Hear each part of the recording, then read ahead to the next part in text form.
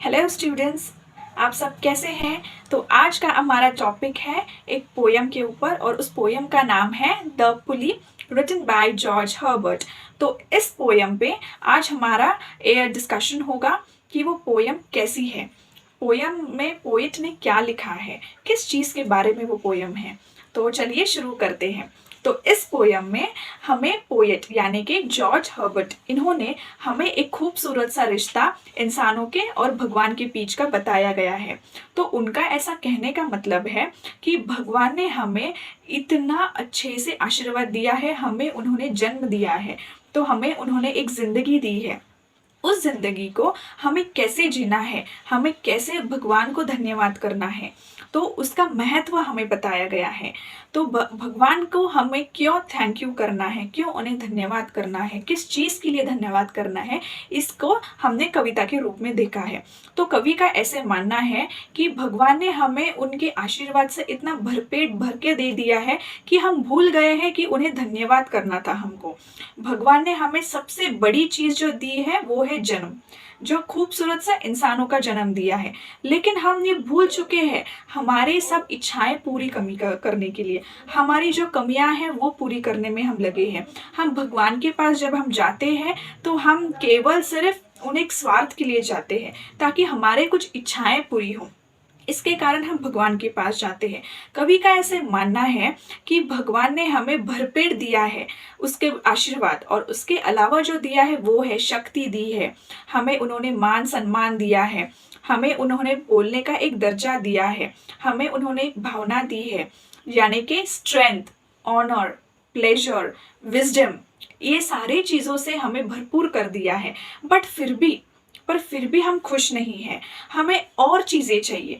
तो इन चीज़ों में हम भूल चुके हैं कि हमें धन्यवाद किसको करना है और देखना या रेखना किस चीज़ को है।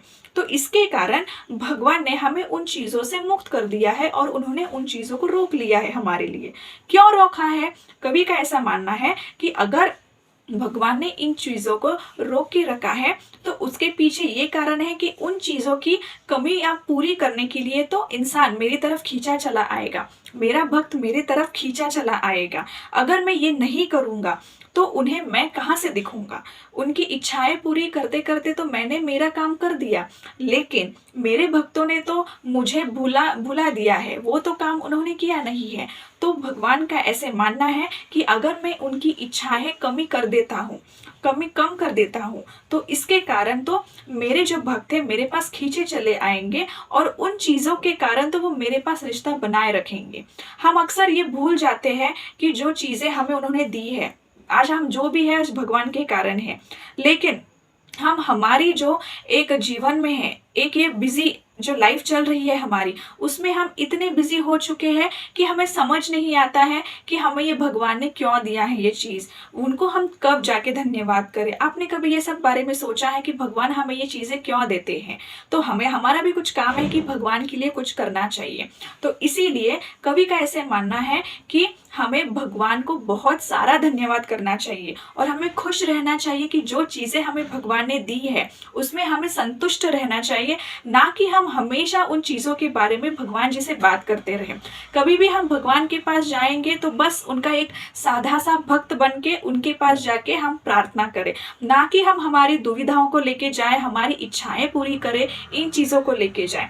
तो हमारा ये काम बनता है कि भगवान को हम सर आंखों पे बिठा के रखें और जो भी चीज़ें उन्होंने हमें ये जीवन में दी है उसको हमने धन्यवाद करना चाहिए।